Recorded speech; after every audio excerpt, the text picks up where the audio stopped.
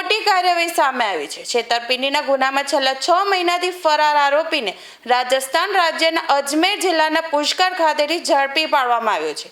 Police commissioner Surat શહેર અને ઉચ્ચ અધિકારીઓના માર્ગદર્શન હેઠળ પુણા પોલીસ સ્ટેશનના અધિકારીઓએ ટેકનિકલ સર્વેલન્સ અને હ્યુમન સોર્સિસની મદદથી આરોપીનું લોકેશન ટ્રેસ કર્યું હતું। માહિતી મળતા જ ખાસ ટીમ રાજસ્થાન રવાના થઈ હતી અને સુનિયોજિત ઓપરેશન પાર પાડી આરોપીને ઝડપી પાડવામાં સફળતા મેળવી હતી। છેલ્લા 6 મહિનાથી પોલીસને ચકમો આપતો આરોપી અંતે કાયદાની જાળમાં સપડાયો છે। પુણા પોલીસની આ કામગીરીને મોટી સફળતા માનવામાં આવી રહી છે। હાલ આરોપીની ધરપકડ કરી વધુ તપાસ હાથ ધરી છે।